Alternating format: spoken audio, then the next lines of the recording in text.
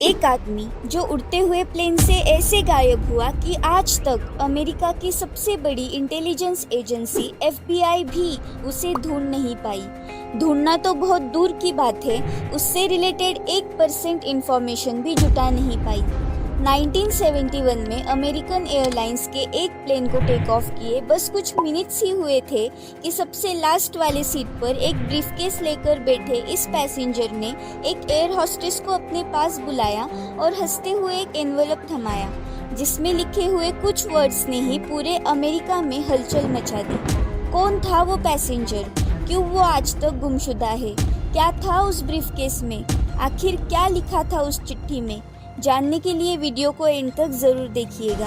Kulsum talks की videos में आप सबका स्वागत है। दोस्तों, दुनिया को मिले इस मिस्टीरियस किस्से की शुरुआत 24 नवंबर 1971 में पोर्टलैंड एयरपोर्ट से हुई थी। दिखने में बिजनेसमैन लग रहा ये शख्स पोर्टलैंड से सिएटल जाने वाली इस फ्लाइट में रवाना हुआ।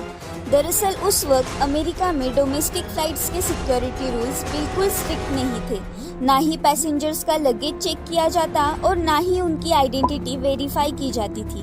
नॉर्थ वेस्ट ओरिएंट एयरलाइन का ये प्लेन बोइंग 727 45 मिनट्स का ये सफ़र तय करने के लिए उड़ान भरने वाला था। हाथ में बस एक ब्रीफकेस लिए डैन कूपर प्लेन में चढ़ा और सबसे लास्ट वाली सीट पर जाकर बैठ गया।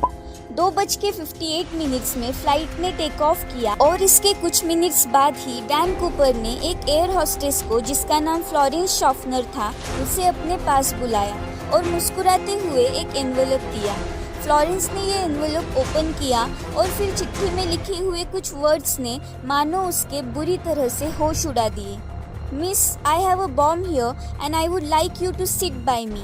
ये उस चिट्ठी में लिखे हुए एग्जैक्ट वर्ड्स थे। बुरी तरह से डरी हुई फ्लोरेंस को ऐसे हालात में डैन कूपर के पास जाकर बैठना ही सही लगा और फिर डैन ने अपने पास रखे ब्रीफकेस को खोला, जिसमें डायनामाइट्स की 8 स्टेक्स और एक टैटोनेटर रखे हुए थे। जी हाँ, ये प्लेन हाईजैक हो चुका था और इसके पीछे डैन कूपर की 3 डिमांड्स थी। उसे शाम 5 बजे से पहले $2 लाख कैश, 2 पैराशूट की पेयर्स और सिएटल एयरपोर्ट पर एक रिफ्यूलिंग ट्रक रेडी चाहिए था, जिससे वो प्लेन को दोबारा रिफ्यूल कर सके। फ्लाइट में बैठे सारे 35 पैसेंजर्स पीछे हो रहे इस कॉन्वर्सेशन से पूरी तरह अनजान थे। एयर होस्टेस फ्लोरेंस शॉफनर सीधे कॉकपिट में गई और कैप्टन को सारी हकीकत बताई। इसके बाद एक दूसरी एयर होस्टेस को इंटरकॉम डिवाइस देकर डैन कूपर के पास भेजा गया, जिससे पायलट और डैन आपस में कॉन्वर्सेशन कर पाए। इसके बाद लोकल अथॉरिटीज ने हालात को मद्देनजर रखते हुए ये फैसला लिया कि हाईजैकर की सारी डिमांड्स पूरी की जाए। अथॉरिटीज ने सोचा कि अभी उसकी डिमांड्स पूरी कर देंगे और फिर उसके भागते ही उसे पकड़ लेंगे। अगले 1.5 घंटे तक ये फ्लाइट आसमान में उड़ती रही और पीस बनाए रखने के लिए बाकी 35 पैसेंजर्स को बताया गया कि माइनर टेक्निकल प्रॉब्लम्स की वजह से अभी लैंडिंग रोक दी गई है। सिएटल नेशनल बैंक से रैंसम के $2 लाख निकाले गए, जिनके सीरियल नंबर्स नोट कर लिए गए थे। साथ ही 2 पैराशूट की पेयर्स भी अरेंज की गई। इसके बाद 5:45 पर प्लेन लैंड कराया गया और डैन कूपर को पैसे और पैराशूट दिया गया। साथ ही प्लेन को रिफ्यूल कर दिया गया। इसके बाद डैन कूपर ने सारे पैसेंजर्स और 2 क्रू मेंबर्स को प्लेन से उतरने के लिए कहा और बाकी 2 पायलट और 2 क्रू मेंबर्स को प्लेन में ही रहने के लिए कहा। अब रात का वक्त हो गया था और प्लेन दोबारा टेक ऑफ हुआ। अब फिर से डैन कूपर ने कुछ डिमांड्स रखी कि प्लेन के लैंडिंग गियर्स और फ्लैप्स खुले रहे, अल्टीट्यूड 10,000 फीट हो, स्पीड 320 किलोमीटर पर आवर हो और प्लेन को मेक्सिको सिटी ले जाया जाए। लेकिन प्लेन में मेक्सिको सिटी जाने जितना फ्यूल नहीं था, इसलिए रेनो में रिफ्यूलिंग के लिए प्लेन ले जाया जा रहा था। इस प्लेन के आसपास अथॉरिटीज के 2 फाइटर प्लेन्स चक्कर लगा रहे थे। कुछ देर बाद डैन कूपर ने एयर होस्टेस को कॉकपिट में जाने के लिए कहा, जहां दोनों पायलट और एक एयर होस्टेस ऑलरेडी मौजूद थे।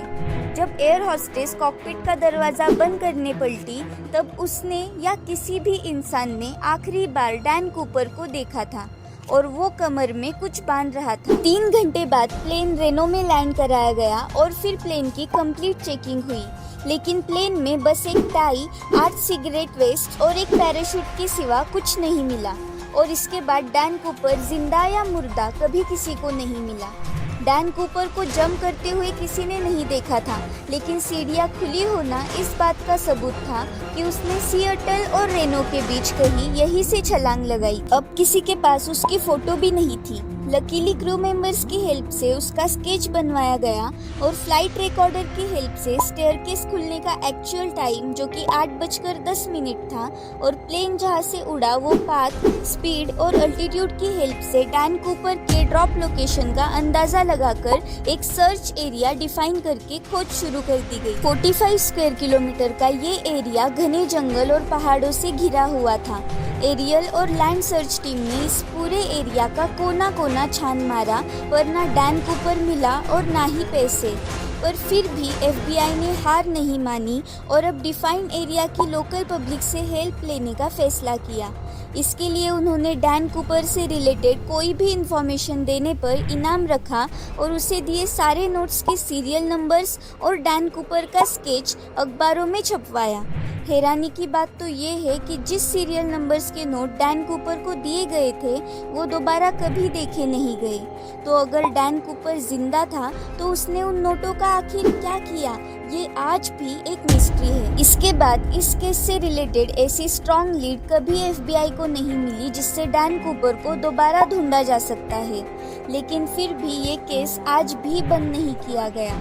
लेकिन एविडेंस के तौर पर FBI के पास डैन कूपर का स्केच और ये टिकट जिस पर डैन कूपर ने खुद अपना नाम लिखा था, साथ ही ये टाई जिस पर लेफ्ट साइड क्लिप लगे होने की वजह से ये अंदाज़ा लगाया गया कि डैन कूपर लेफ्टी था।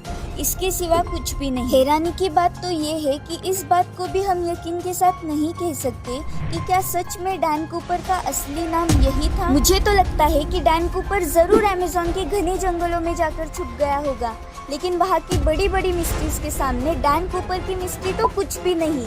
उन मिस्ट्रीज को जानने के लिए इस वीडियो पर क्लिक करो। आपको क्या लगता है कि 50 सालों से चल रहा ये केस क्या कभी सॉल्व हो पाएगा या एक परफेक्ट क्राइम बन के रह जाएगा?